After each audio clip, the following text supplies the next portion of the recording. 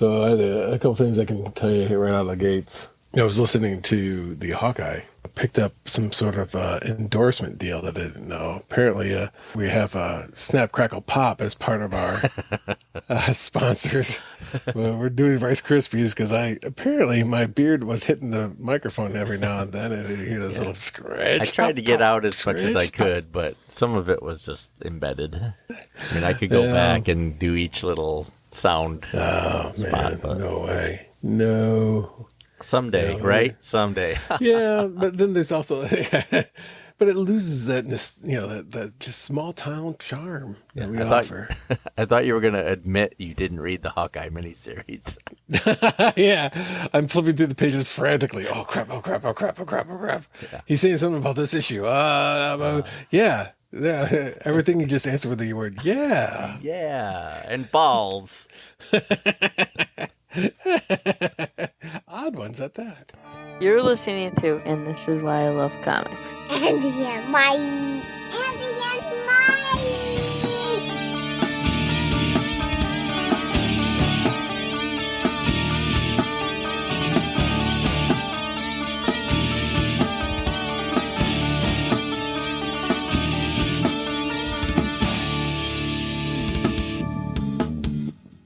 He's so tired and old. Why am I saying this out loud? And welcome to another episode of And This Is Why I Love Comics. I'm Andy. As always with the smooth transition, and I'm Mike. How's it going? Welcome to the show. If you're new here, stick around. We get funnier, at least in our own minds. And don't jinx it. We have we're doomed. We're famous for microphone problems and laughing like we're 12-year-olds at ball jokes, dumbest jokes, and fart jokes. Yeah. But I mean, if you have to be known by something, that's like it could be worse. And sometimes what we're thinking of as the worst is called The Boys. That's right. Yeah, we've reviewed quite a few books by now. And this is the 26th episode. I'm officially calling this season 2. So if things sound a little different, that's why I'm trying to differentiate it from the other ones. But it won't be that radical of difference. Just some minor things on my end. And hopefully on the quality of the sound. Don't worry, Thunder Chicken is still with us. I'm bringing it. Oh, I just had a Superman painting fall off my wall. Yeah, that's the quality entertainment we want to hear. That's it, yeah. But welcome to the show. But, we're old friends. We talk about comics and everything else. We love the Golden Girls, which triggered this book that we're going to read tonight. I mean, we've already read it. We're not reading it to you or anything like that. But we're going to talk about DC's Golden Age, from 1993. It was 4 issues. It's technically an Elseworlds comic book, which I don't think we've read in Elseworlds at all. Written by James Robinson and drawn by Paul Smith. That's the book we're going to talk about tonight. I'm not sure we're ready to talk about it yet, but keep stalling, Stretch. Yeah, what do we want to talk about beforehand?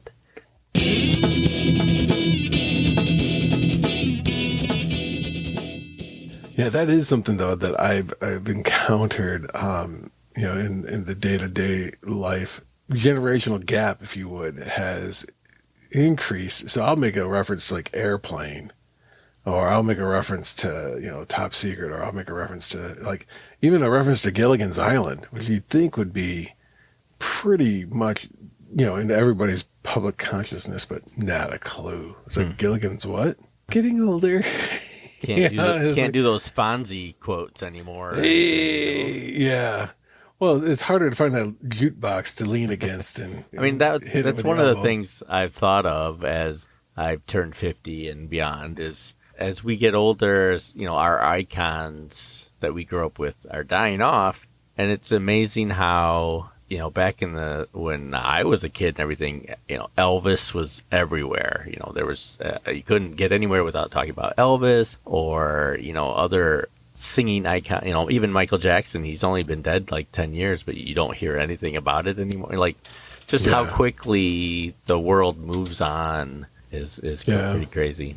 Yeah, all these names that you thought would last forever, and then nope, they just the next hot thing comes along and they get replaced. The rate of replacement is even stunning. Oh yeah, this person is super hot. They're going to be the next whatever top. They'll last forever, and you're like, oh yeah, that's right. They're gone. Yeah, they've been replaced by this group. Even if you think of like even boy bands, not that that's a thing to think about, but there is that level of like, New Kids on the Block, and then Backstreet Boys, and then you think about it's like these guys are retired. They're still like, in tour. No, they need to retire. And then Menudo. Oh yeah, yeah.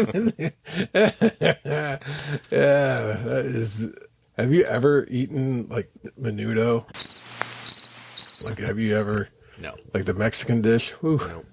It's an acquired taste, and that's saying something from a place that ancestry that's offered up haggis. So, but then it's like now it's like no, we're not even looking in the States for a boy band. It's BTS, and even they're on the way out. This is the K-pop stuff, and it's like it's kind of scary to see how quickly things have shifted and moved away from what we knew at one point. Yep, that's why I say make your money while you can, while you're hot. Do everything you can, because in about 5 years it's going to go away, and you just have your money.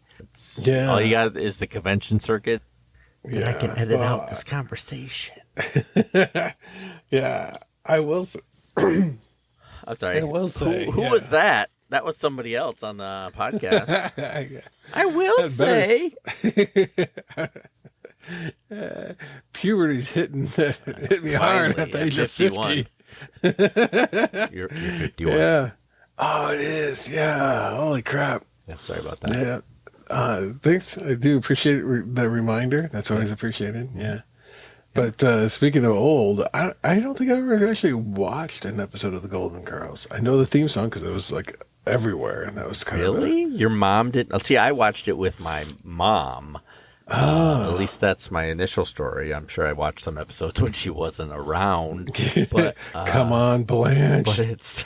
But it started out with my mom, as did watching soap operas and The Price is Right and all that stuff.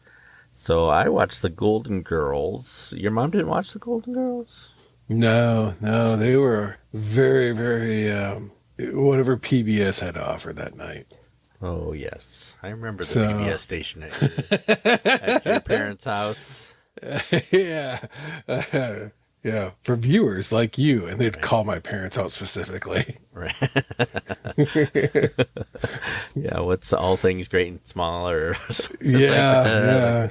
I've watched some of that. Oh, man. Yeah, tonight on Mobile Exxon Mystery. Jeremy Brett reprises his role as Sherlock Holmes. Yes, Sherlock Holmes. What they did have? Did they have the Hitchhiker's Guide to the Galaxy on that? Yeah, that was on PBS. Yeah, I watched some of that. That was pretty good. Classic. It was better than the big budget movie. Right? Yeah. Whew. Yeah, I'm not sure why they made those choices. I think it was Martin Freeman. I think it was what threw me off. Which, I mean, he was probably the one that didn't bother me at all. Because I think you could play. Was it Arthur Dent or no? Wait, yeah. Was that Two-Face? Oh, what? Harvey Dent. Yeah, okay. So Arthur Dent, I think you could play that pretty well with any actor. It's all the other people that I just didn't care for. Yeah, Sam Rockwell was what? Zaphod Beeblebrox. Yeah, I'm not sure I'm a fan of him. Watch The Bad Guys. I don't know if you've seen that animated film. Yes, Big Bad Wolf. It was the first film I took my 4-year-old and 3-year-old to. Nice. And they liked it. Yeah. Well, Sam Rockwell plays the Big Bad Wolf in that one. Oh, okay. He was good. He's a good actor that, he can either play it loud or he can play it quiet, but similar to the guy who played Commissioner Gordon in the Nolan movies. Why am I completely blanking out? I'm not looking it up. I'm trying not to. He played Dracula. Yeah. In any event, This They're is good both- podcasting. You can tell we're old. If we're like, hey, what's the old Bernie say Having memory today? problems. Yeah. Is that you, Martha? It was an ironic thing for Oldman, Gary Oldman. Yeah, right? Gary Oldman. Okay. Yeah, Gary Yeah, Oldman. But he wound up, where they just kind of disappear in the roles that they play. Because, I think he was probably the only good thing about Iron Man 2. He played that, Sam Rockwell. Oh, played Sam that. Rockwell. I thought you meant Gary Sorry, Oldman. no, I kind of jumping back, but yeah, Sam Rockwell.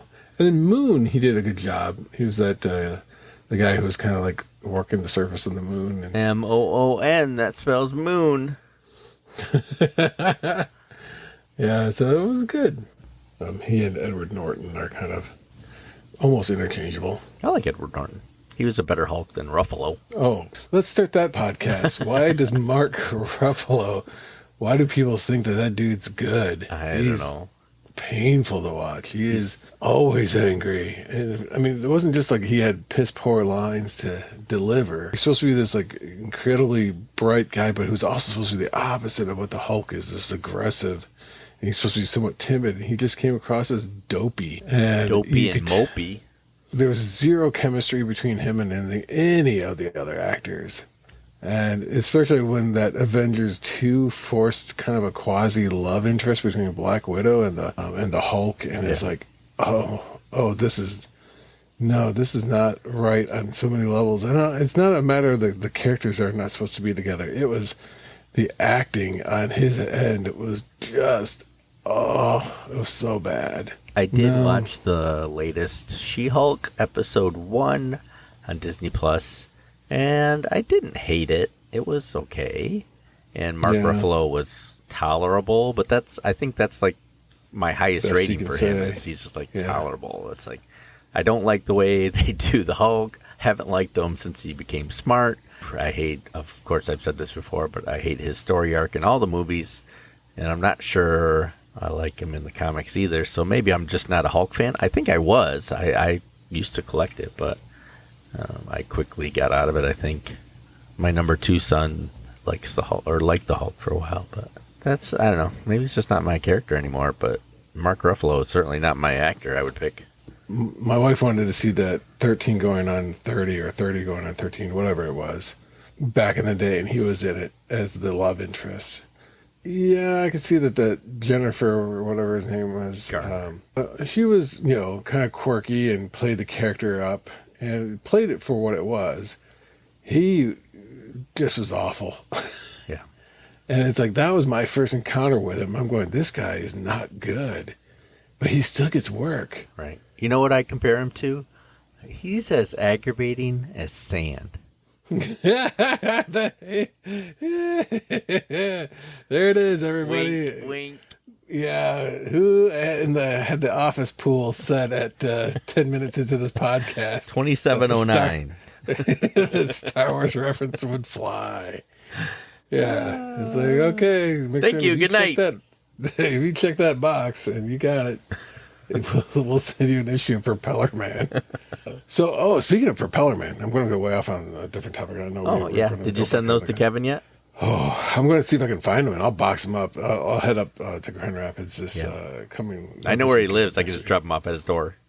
Oh man, I think you just leave it with like a clock behind it ticking. Just like, I don't know what that sound is. It's makes me a little uncomfortable.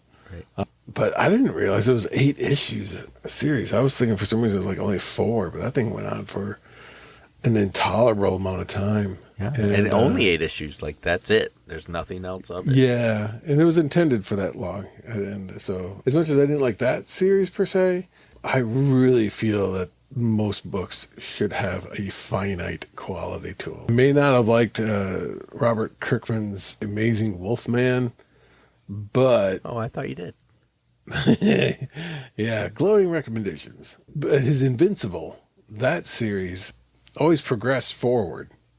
And you could feel that there was like, oh man, things have changed in his life. He's got to make different choices at different stages. And it all kind of makes sense as this is, as the years of the series goes on, so do the years of the character's life. And he advances.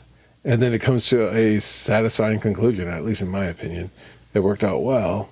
After what, like 140 something issues, so it was a pretty long run.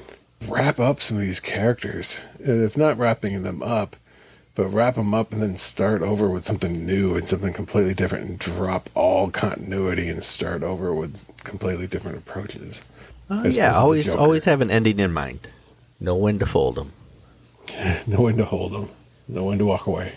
And know when to run. How old is that song? And that instantly those lyrics come to mind. I can't remember Gary Oldman's name, but I can give you the freaking lyrics to The Gambler by Kenny Rogers. Music has a special place in your mind. Yeah, it probably does. Probably does. Yeah. Yeah, I will say that there's something true to that too, because like, you know, my daughter will listen to some music. I'm like, that auto-tune stuff, and it's like, these people aren't singing. This is, and all of a sudden I'm realizing, oh man, I am fully embracing that's not music.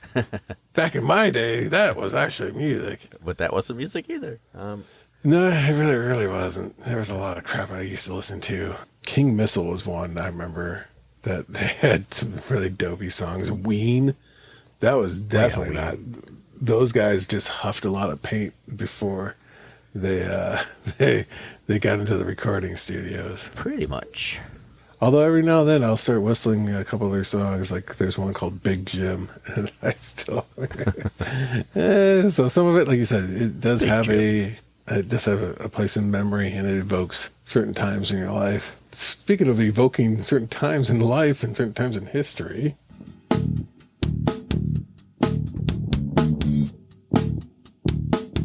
Oh, are you ready to talk about this book? I think so. I think I've ramped up the jaw muscles. Got past the TMJ that causes the popping in my mouth, and the other. So. JSA, The Golden Age, written by James Robinson, art by Paul Smith, color by Richard Ory, lettered by John Costanza, by DC Comics back in 1993, I think I said. I am very curious what you got out of this book. I had read the first issue, which really was just all set up, and then I had not read any more until I got the collected edition back in 2018, and finally read it for the podcast. You could almost say this is the precursor to another book we read, The New Frontier. Like, you could read this book, and it almost would blend right into The New Frontier afterwards. I mean, the whole story covers, like, end of World War II to the beginning of the Silver Age. You could almost read this in order, and it would, like, fill in some things without tying into the other one. But I did kind of like that. It was written first before The New Frontier. Golden Age, it tied into a lot of All-Star Squadron history and JSA history, which I got a lot out of. And you not having read all the All-Star Squadron, I don't know if you've read a single issue of the All-Star Squadron. Not a single one. I read a couple because I had like Wally Wood doing some of the art. Yeah. So I kind of picked up a couple of those randomly as a kid. Yeah. But not to a degree where it's like, oh man, yeah, I remember this and I remember that. You know, that was, you know, like at that point they had already convinced that there was like Earth 2 and there was a completely alternative version of how the events played out. Mm-hmm. Batman and Superman still were part of it. And that was somewhat a surprise that they didn't address any of the big trilogy or trinity of characters. Yeah, I don't think they were around in this Elseworld story. No. And that's one of the major differences of that and New Frontier. But yeah, the All-Star Squadron by Roy Thomas, and that's where I learned about Jerry Ordway and stuff, because that was some of the early stuff that he did. It was really good. I was really into it. It's only 67 issues, and that's one of the few series I got like 90% of them as they were coming out. I only missed a couple because back then I was poor and they weren't always on the rack at the 7-Eleven. But I have most of them, and I have all of them now. But and I really enjoyed it. It's one of my favorite ones. It's also the reason I hate the Crisis on Infinite Earths, is because it ruined that book forever. Well, like I said, sometimes you have to have a conclusion to things. Not necessarily that as the conclusion, but some. Golden Age, JSA. Yeah. First, what background do you have with the JSA? Not much of, if any. I know the characters, and that's, but I only know the characters in their superhero persona. So this kind of threw me quite a bit when they kept like, well, I'll just say it this way. There's a lot of blonde-haired white guys Yeah, in this series. there is. And to try to separate Alan Scott, blonde-haired, Johnny Quick, blonde-haired, Yep. that Triumph guy or whatever Lance Gallant. his name. Yeah, Captain Triumph. blonde hair. Yeah. And, it's just like, wow. And then whatever that dude, Johnny Lightning or whatever that guy's name was, Johnny Thunder, is that right? Yeah, Johnny Thunder. Yeah, another blonde hair. T-Bolt. And you're just like, mercy. You really needed to keep track of who was what. Oh, and then the tarantula dude. Another John. Another, yeah, and it's like, who is this one again? John Law. And then technically the Atom was also blonde-haired. Yeah, but you could tell him apart. Yeah, he was a little bit. Paul Smith's art is very competent in this. It's very different. And again, talking from an art perspective, this is not the X-Men artist. It's better. Yeah, I mean, he had a very sleek, because he was coming in after John Byrne had left the X-Men. And, he had a very, very sleek, his style was very linear. Everybody was almost like a rail thin. But this one, I feel like as if there was something that he was trying to accomplish that was echoing some of the art per se of that era. Not like, some of that art from the Golden Ages. I mean, I would say some. The bulk of it is really, really rough. This, there are moments where like, oh, that's classic Paul Smith in this panel. And then others are like, well, I'm not 100% certain on that one. Yeah, all in all, it took a little while to kind of get caught up with like, who are these characters? What did they do? And some times I had no idea what they did. Like that tarantula guy. Yeah. No idea. Was he just an average guy who just threw on a costume and said, all right, let's do this? Yeah, well, a lot of the Golden Age characters had guns, and Tarantula had this webbing gun. And Sandman had a gun back then. And, it was all a lot of equipment gave them their powers. It was more practical maybe than future characters' designs. And again, I only know these characters from the All-Star Squadron. Like, Tarantula was a big part of it. They had a lot of these side characters show off. Like, it wasn't just JSA. In fact, they kind of put the JSA on the back burner and showed them once in a while starring in it. But it was all Liberty Bell, Johnny Quick, Tarantula, Robot Man. It was all these characters in the forefront. Made my reading this very easy.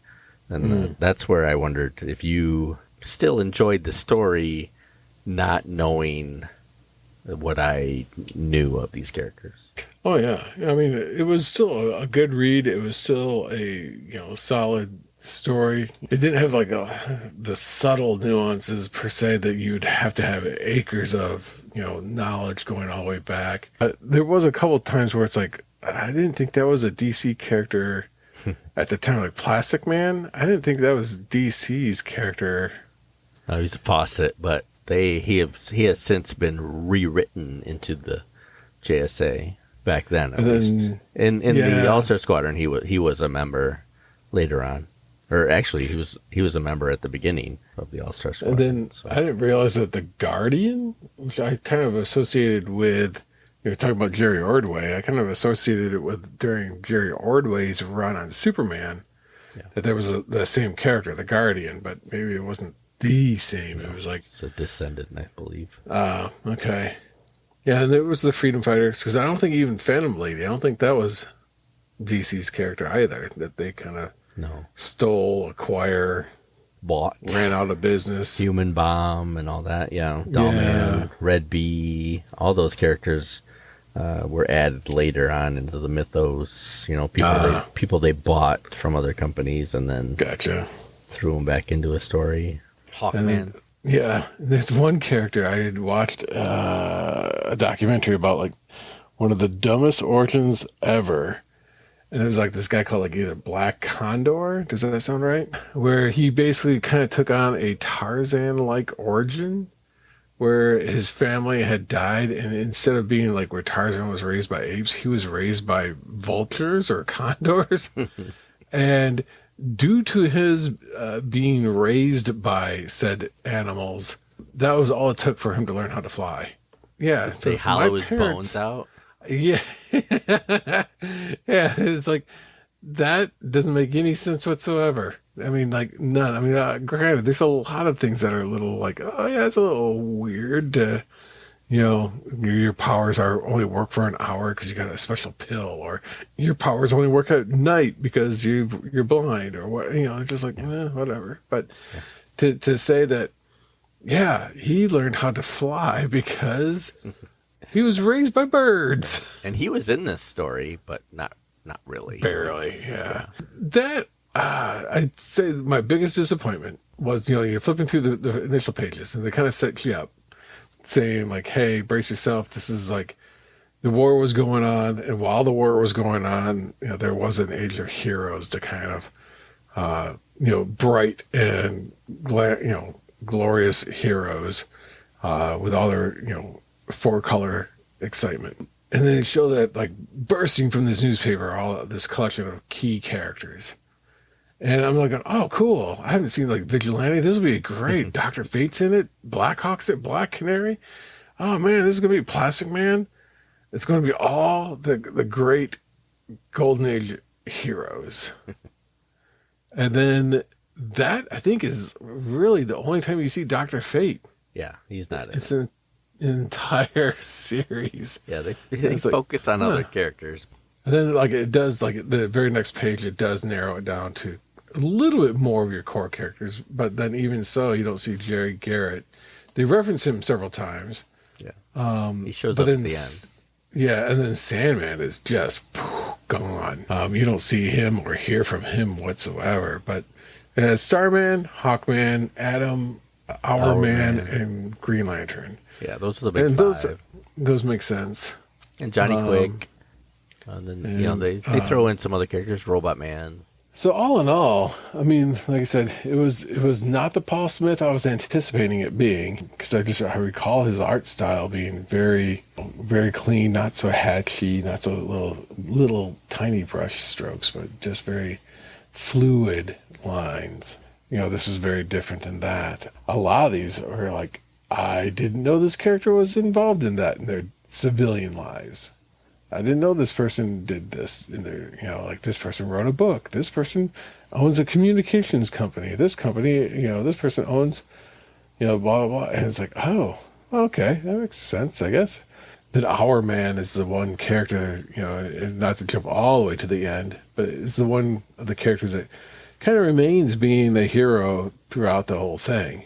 And then you pick up the beginning of A New Frontier, and it's Our Man. That's the one who gets shot down. Killed, yeah. That's kind of like the he last dies. of the, and doing the heroics. That he didn't retire like the other ones did, and it shows here that he didn't retire like the other ones did. Yeah, it's a nice little nod. Yeah. I mean, that's where it's like, boy, this does kind of feel like there was some reference to that. And I know there was another. I think it was just a standalone issue that came out, and this is all obviously before they did anything called Elseworlds. But there was one that was called something about like the fall of the Justice Society of America or something, or the last days of the Justice Society. Yeah, last days. Yeah, there was a 4-issue miniseries. Okay, for some reason I thought it was just a standalone. I think they did a one shot after that too. I think you're right. Oh, okay, that might be what I got. But I just remembered, reading that, and it was like something about the Spear of Destiny, and then these guys are trapped forever fighting this in a Valhalla kind of a setting of, you're forever stuck in this loop. Yeah, that's how they explain later on. They break that loop, and they're still young enough to do some heroics. Yeah, it kind of helps cover the gap in time. The World War II dilemma of those heroes is, well, they're so old now. How are they still running around and leaping and all that stuff? But, it's comic books. Just get over it. And that's where I think like continuity just gets so heavy that you lose track of the story because you get yourself just, especially when one writer jumps ship and then another writer has to pick up the pieces, and you're like, I don't know where he was heading with this, but I'm going to do a 90 degrees with it. And you're like, what the heck? It's like, that's not even a predictable direction at all. You're supposed to take it serious like that. These are the same characters going through the same thing. But yeah, a little bit of the art, like I said, some of it remind me of, I'm going to say the guy's name, and I'm probably going to butcher it in the pronunciation, Rick Veitch, who had done some Swamp Thing during the Alan Moore run. And he did, I think, Gray Shirt when they were doing the ABC Comics anthology book.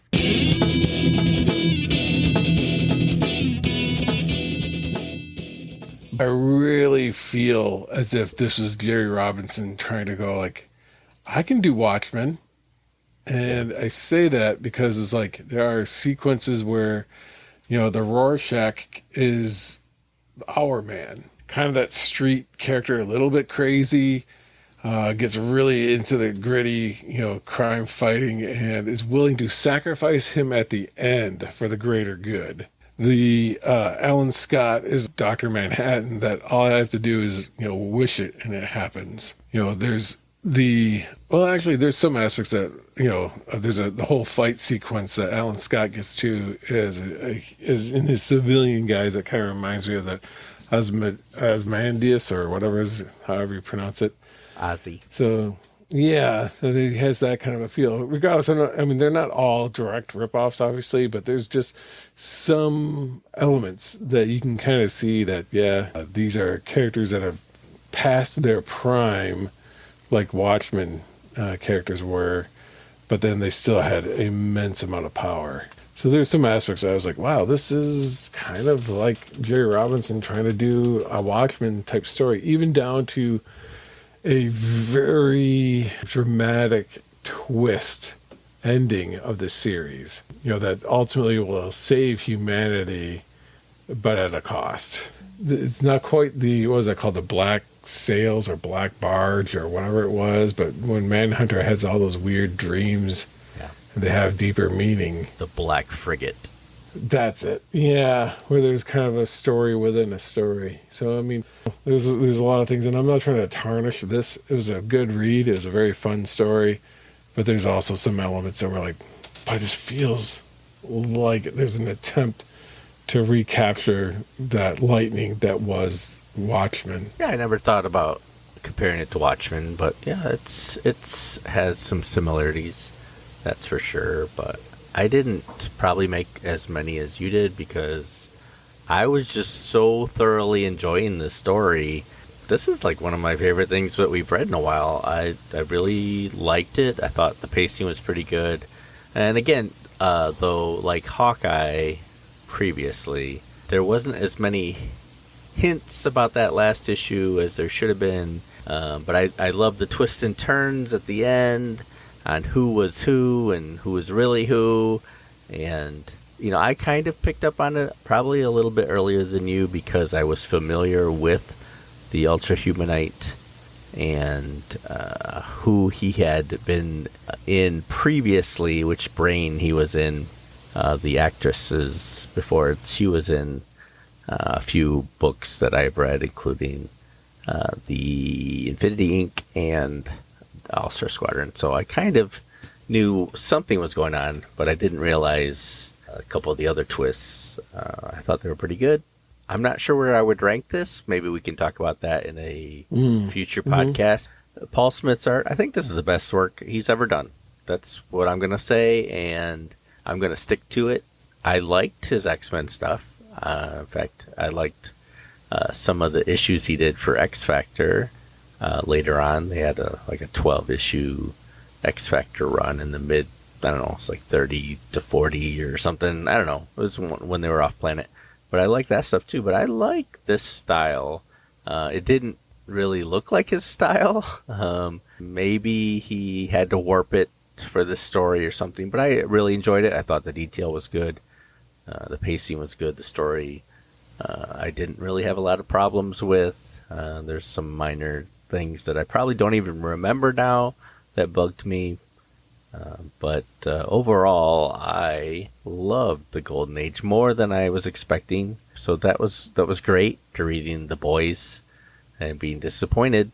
This is how I like my depressing superhero stories. Like just this pacing, nothing too risque. We all knew they were faulty people. You know, I didn't need to see it firsthand. All the characters I liked.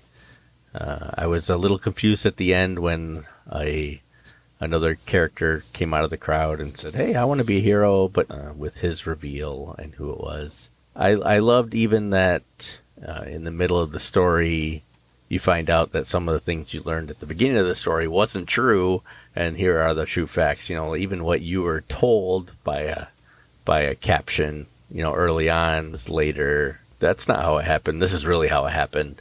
And so you got a different side of the story. Yeah. I'm not sure about all the characters.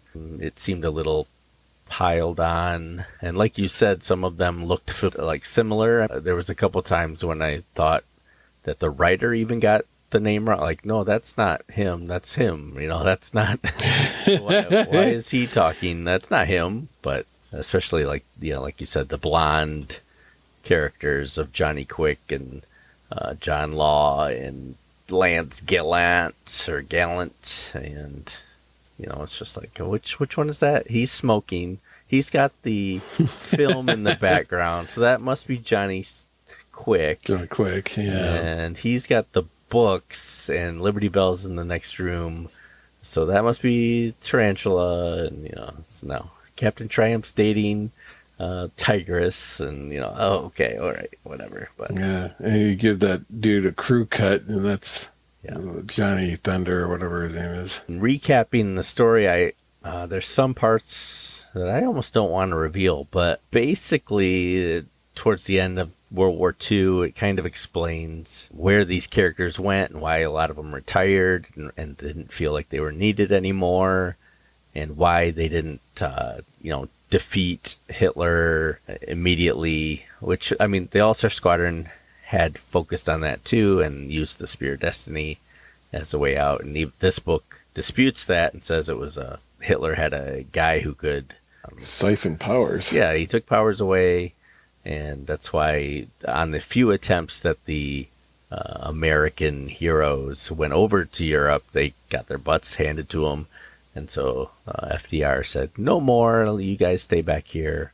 So it kind of explains that and shows off, like some of these characters. Our man is still trying to process his Miraclo pill, and, as he uses it, it wears off faster, and he gets used to it. So he's always trying to fix his Our Man fix. And he admits, he's an addict to it. You get Johnny Quick and Liberty Bell. They were married and eventually divorced. And I'm not sure, why then Liberty Bell started dating another person just like him, but she did. I mean, I guess that does happen in real life too. So it was kind of interesting. I liked the Alan Scott Green Lantern, how they kind of showed him as being blacklisted, like the commie sympathizer kind of. Yeah. And he's kind of protecting his staff and then getting pointed at as probably the problem then. If he's helping them, he must be one of them too, kind of thing. Yeah, if you're not a part of the cure, you're part of the problem. Yeah, so that was kind of neat. I'm not sure I liked the way they handled Hawkman, but I don't have to like everything that they do. That was still kind of neat. He was going full Egyptian study and was kind of a strange character. Now, that's one character whose origin has been jumbled so much. That is just like, again, continuity should be just thrown out the window and just, this Hawkman is this way. And then after 12 issues, you wrap it up, move on to the next Hawkman that's this way, and just call it good. It opens up with like a history lesson about the World War and this big old splash of all the heroes, and and how these people helped on the home front and stop saboteurs and stuff like that. And it was a lot about the atom bomb and how, I guess, Starman had helped create the bomb, and that kind of drove him mad because he killed all those people and really had no intention of that, but it just kind of changed that way. Not sure I liked how they treated him, but again, it was part of the story. He was instrumental at the end. Yeah, didn't they allude to the fact that not only did he, help with the development of the atomic bomb, but, and I don't know if that was part of earlier continuity, if that was already something that was explained, but they said basically like he's the one who brought about the age of superheroes, and Yeah, he that was called interesting. down some sort of cosmic powers, and why there's only superheroes in America was explained through the use of him communing with the stars. Right. Yeah, that was very creative. I'd never heard that before, that version of it. So that was pretty Yeah, neat. for some reason I thought that may have already been explained away or something. But I mean, it might have. I'm old, but I was surprised that they chose this Tex Thompson, Mr. America, as the main character who had crossed over into Europe and defeated Hitler. Like they said, he killed Hitler and he killed this person and he killed the villain who took all the powers away. It was kind of neat seeing this character who I barely knew too. Like that character was in the All-Star, but not really either. He was a side character, but it was great that they then used him as a main character. Like they could do what they wanted with him because he was not a B or D right, C-lister. Yeah, right. So they could use him and make him whatever they wanted. The story really, it kind of jumped around a lot, and if it had one weakness, it was how many jumps it made. Character here, character here, character here. 2 pages of the Manhunter. It stopped the flow once in a while, but I think overall they did a good job with that. I would say that the Manhunter sections, I think, were very repetitive, and I know he was trying to make it like deep symbolism, and that there's like, oh man, it's an eagle, and it's being attacked. Something's attacking. I gotta save the eagle. And you're like, okay, so something's attacking America from within, and it seems to be people that would be, it's like, I kind of get it, but if you were to count how many pages were dedicated to these fever dreams of Manhunter. Now, I want to jump off of this book for a second, and you tap into your knowledge. Now, what's the difference between this Manhunter and the Green Lantern Manhunters that look almost identical? Well, from my recollection, really they had nothing to do with each other. Later on in the 80s, like with Millennium, the miniseries and stuff like that, there was some merging. I'm trying to recall what it was. There was some sort of line that they crossed where it made sense who this Manhunter was based on the ancient droids of the androids of the Guardians before the Green Lanterns, but I don't recall how it connected. Okay, no big deal. It was just kind of like, they've had so many Manhunters. Paul Kirk. This one was Paul Kirk, and then they changed him even later.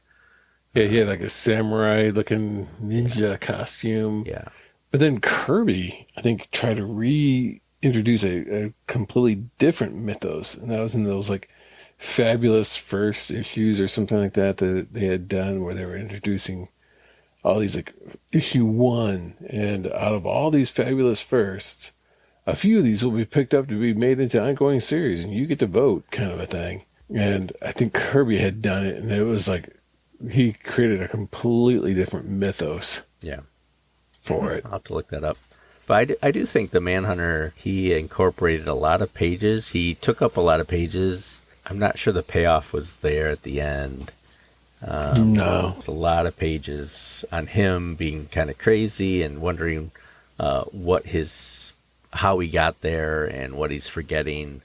But, really he remembered at the same time that the other people figured it out anyway. So you were going to learn it one way or another. I'm not sure. I think it was almost like, I'm going to use this guy to kind of double confirm. It's right.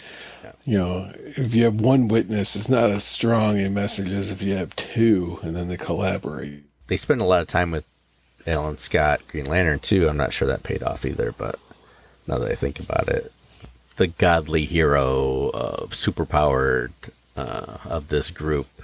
He should have done Dr. Fate there, but and he doesn't use the Green Lantern ring anymore. He'd rather be a man because he's afraid of the power that the ring has compared to the atomic bomb. It's even more powerful, and he's like, one person should not have all this power, so I'm not even going to charge the ring anymore. And he carries it around as a habit, he says, but he doesn't use that power, which, I'm not saying I would ever do that, because if I had a power ring, I'd be all over that thing. But, as a character story, character arc, I guess I can see that. Yeah, there's a few, kind of jumping in a little bit here, but a few of the characters that are just like, they are introduced to be killed off almost instantaneously at the end of the series. Yeah, pretty much. And then it's like, okay, obviously this is a Elseworlds story, so that way they had full reign to do whatever they want with whomever. Yeah. Yeah, we'll go through the dead later. But I was kind of curious who would die too, and who did die. I kind of like who died because it didn't pull any punches. Like, that was the guy who was kind of a main character, and he's gone. Yep. So that's good. Yeah. I didn't like that they made Robot Man, who was one of my favorite characters in All-Star Squadron. They made him kind of a robot. He's basically a brain in a robot body, a robot with a human brain. And they kind of made him cold and heartless. But it added to the story. I know why they did it. It's just, hey, you took my favorite character and you made him just a killing machine. Kind of hurt me in the gut. Yeah, because it's just like, I knew this character. This is not how that character would play out. Right. And I guess, looking back at the story now, there were some subtle hints that they gave for the big reveal at the end, but I just was enjoying the book so much I didn't care. Al Pratt, the Atom, I like that they can't use him for the experiment that they wanted to do to make this Superman, I guess is what they were doing. It was trying to make a Superman.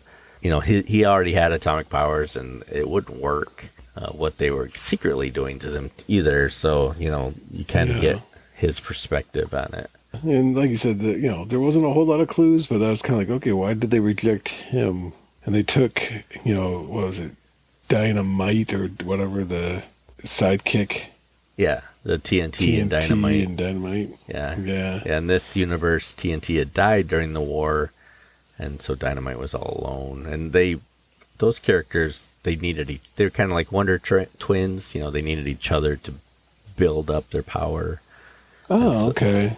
At least in my memory, Wonder Twin activated their explosive powers, but with one and not the other, I don't think they were that powerful.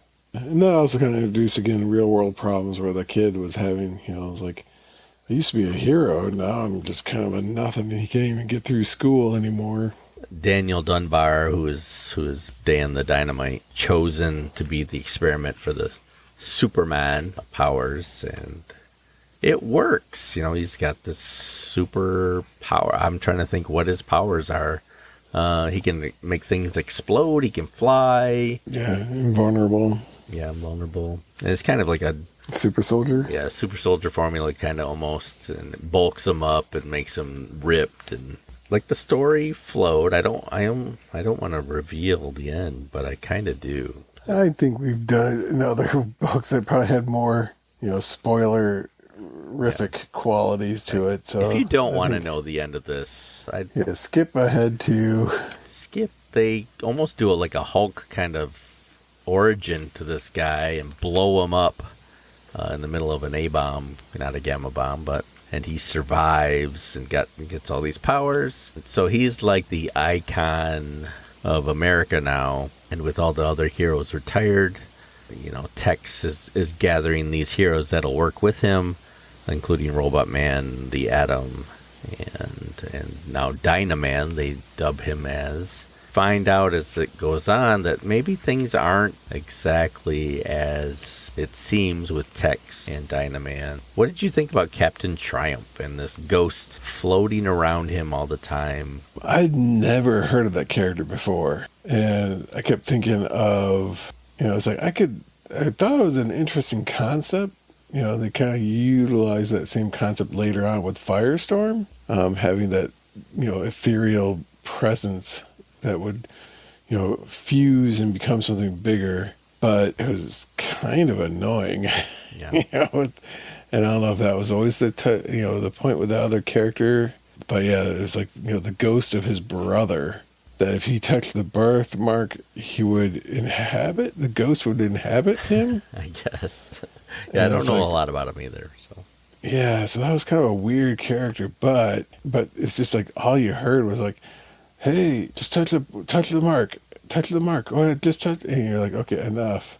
right. And I guess it was to kind of put you in the same kind of mindset that this guy has of just, I'm never alone. This guy will not give you a moment's peace. And it's like, okay, yeah, to some it might be a superpower that he could switch identities. Others, it's a curse. I mean, were they implying that at the end of the story, were they implying that he didn't really need to touch his birthmark, whatever, to get the ghost? Like he had abilities already and it was all in his head? Or, I mean, it was weird when he was attacking.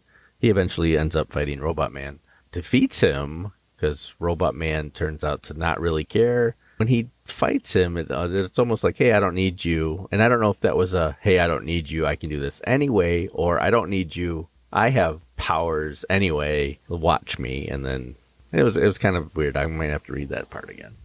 Yeah, I've never needed you. This was his I'm always angry moment. I can do whatever. It was the one brother might have been timid, and then the other one was the aggressive one, the sports, the athlete. It's like, well, I've had you inhabit my body long enough that I could probably do this on my own now. So yeah, it was a little bit weird because it was like, and I think that's what it kind of boiled down to. It's like not everybody got a clean resolution their story arc. It's like, yeah, Hawkman went full Egyptian, but then he shows up in his Hawkman garb. Why would he do that? He already accepted that he's some sort of reincarnation of that Egyptian being or whatever it is. Why would he flip back into the old Hawkman persona? Right. That didn't make a whole lot of sense. I mean, it was good. It was good to see him fight, and then unfortunate endings. It was just kind of like, that didn't make sense why he came back. And then some of these others, like you said, that call his brother into him, and that was his big ending moment.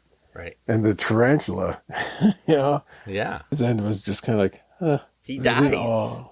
He was like a main kind of character. Not really, but I mean, they brought him up a lot. Yeah, so that way at least his passing, but like Red Bee dies. That's the only time in the entire comic he's even referenced by name. Yeah. It just says Red Bee, and it's like, oh, and he's dead. He must be destined to die because he died in the All-Star Squadron too. Yeah, it's like, oh, I get it, because he's got a red shirt. Dollman died. Sportsmaster, it was interesting how Alan Scott fought him earlier, and then he is a reformed villain, but he dies. Human Bomb dies. Dr. Midnight's disabled with his goggles. Hawkman ripped apart a bit, but I think he lived. But yeah, it's interesting, the fight at the end. I mean, basically all the heroes are invited back in front of, in Washington, in front of the committee and stuff, to join this new squad of heroes. And if you didn't, then must be a commie, or so most of the heroes came out of retirement or just showed up to do this. And then the big reveal happened, and we find out that Tex was this villain. The Ultra Humanite is famously known to transfer bodies with his brain, and he was an actress for a while. He was a white ape for a while later on in life, in a George Perez drawn Justice League, Justice Society team up, and that was an All-Star Squadron too. That's how I learned of the Ultra Humanite, was as a big ape. But I also knew him as Dolores, the actress. So we find out his brain is now in Tex. Like they caught him. And this is the stuff Manhunter forgot about and then was revealed at the end. At the same time, the other people figured this out too. And it was very convenient that he made a journal that could be stolen and read. Villains always make some mistakes. And that was because his girlfriend, who was Miss America, like all these names are coming out at you. Really, just go read the book. But Yeah. you know, it's revealed that he is a humanite who just wants to rule the world, and that he changed the bodies of another famous person. That really, I went like, whoa, that's cool. Apparently, he made Hitler into Danny Dunbar, the ultimate superhero. Man. And wow, I mean, that's kind of cool. I mean, a story with Hitler's brain. Who stole Hitler's brain? Right. And that was neat. And it was Hitler who killed all these heroes, mostly, easily, you know, just snapping necks and ripping out wings and everything. And it took basically Green Lantern and Liberty Bell and Starman. Well, Starman mostly, and then Liberty Bell did the final blow to stop Hitler. Yeah. It's interesting, at the end of the story, you see a young Captain Comet show up and help the fight. And then he's on the last page as one of the new heroes. I've liked Captain Comet. I'm not sure why. He's been in a bunch of stories that I've liked, series that I've liked, like the Secret Society of Supervillains. He was a big person in that. And he was also later on in the 90s, he was in the Legion with the acronym Legion and Rebels and stuff like that. But I've always liked him. He's kind of an Adam Strangey kind of character. So I was hoping Plastic Man would have a bigger part, since he showed up in the end, and I think he's one of the most powerful creatures on the planet. He doesn't do anything either, just like the Flash. Nope. It's like nothing. Yeah, they were there just to kind of go like, yeah, you know, here we go. We just wanted to make sure that everybody had at least, you recognize that they were there. Yeah.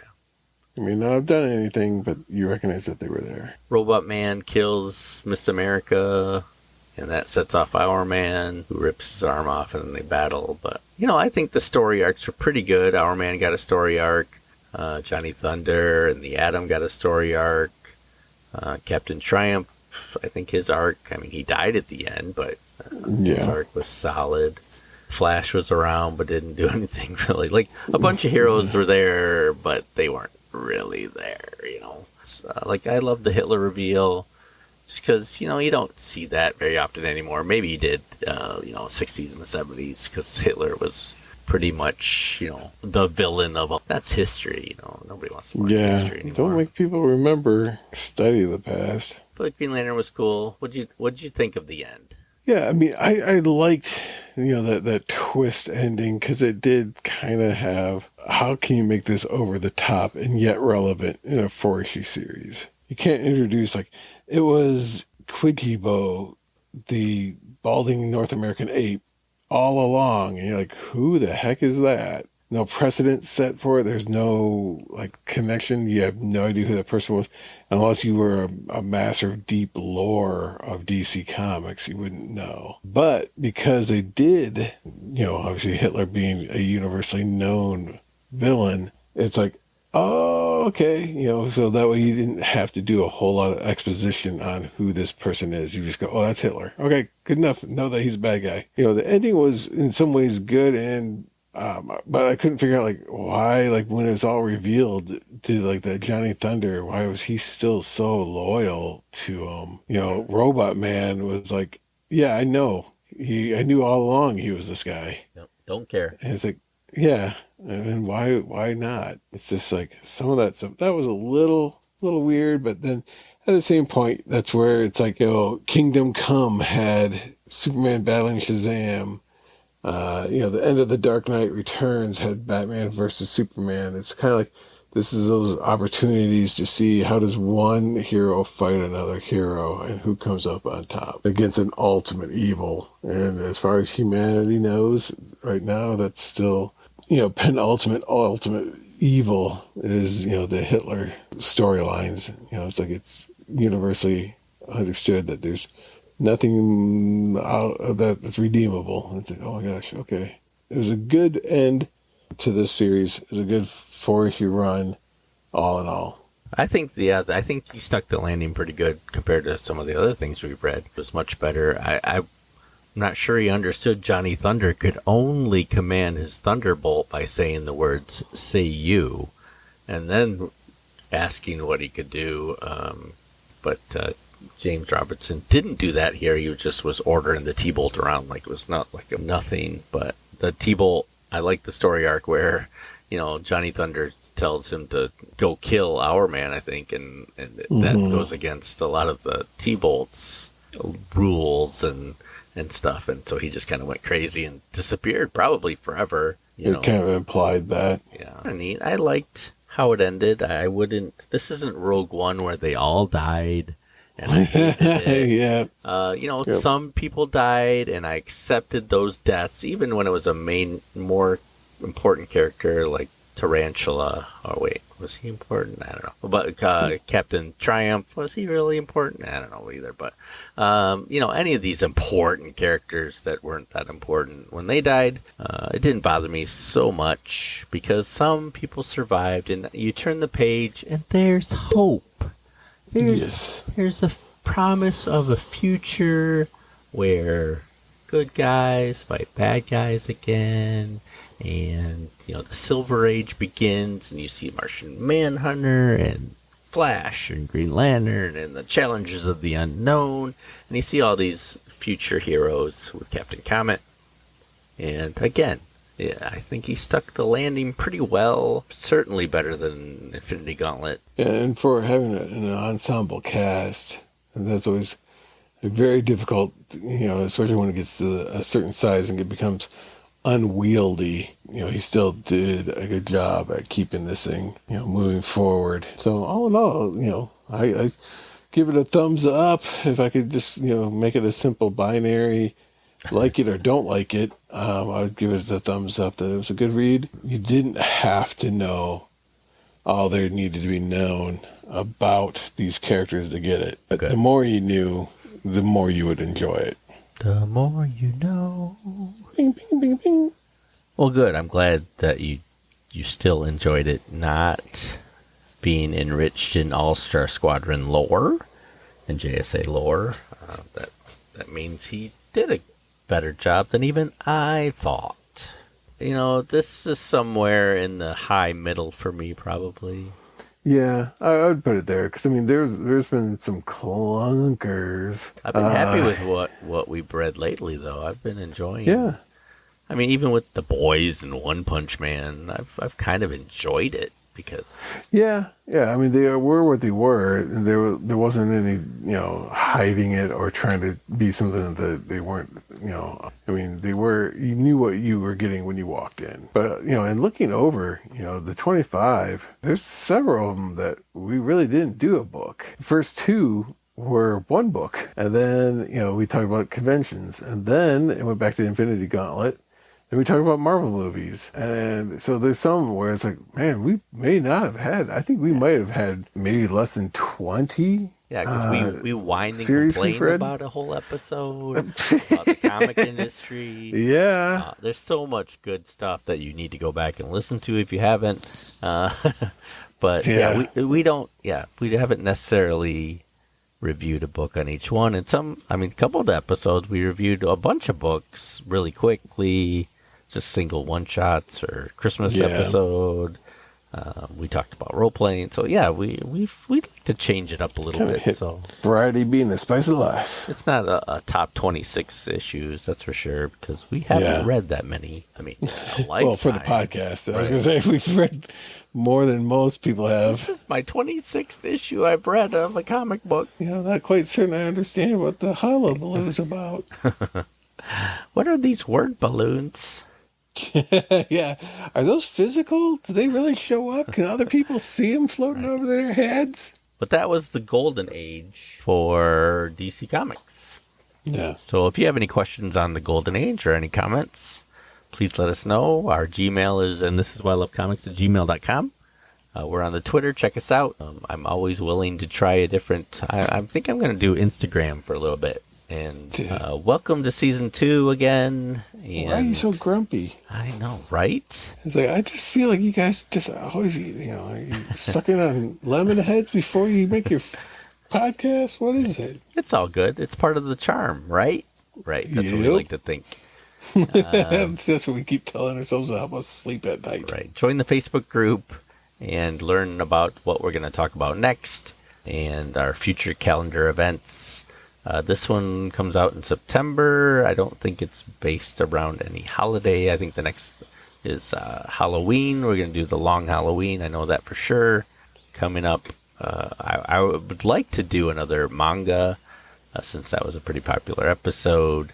So Mike's going to pick out a manga for us, and we're going to read that, and that's exciting. Maybe we'll just throw a manga in the rotation from now on. Yep. March manga. Right. We're going to do some what ifs coming up too. I think that's the next one. And in the what if episode, I'm planning on talking to former co-hosts. I think we've got Kevin lined up again, and he's excited to talk to us about his next things that he's bought and learning about Propeller Man. Matt 10.0 also agreed to talk to us, which is great. Maybe he's got a new convention story or something like that. Matt 1.0, he was 2.0, might talk to us about some Marvel television shows or something. I don't know. Yeah. We'll figure something out. Wonders of Captain Marvel. Right. And there's a couple other guests that we can line up. We're just going to have to figure out a time to talk to them. Not all at once, of course. So it might be a little shorter, little conversations with a bunch of people, along with our what if.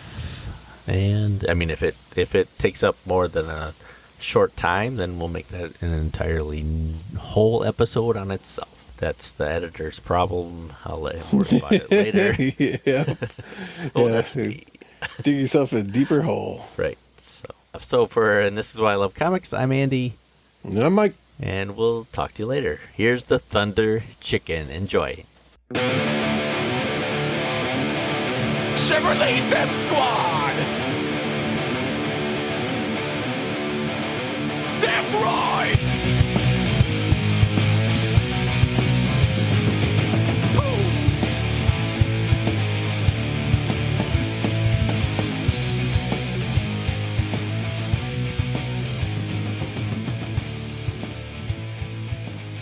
We're gonna have to do the Golden Girls theme song sometime. Thank you for the golden age. Tell a friend about the podcast. You're a pal and a confidant. Oh, wait. Yeah, we might get some cease and desist orders here. So. Probably, if they're smart.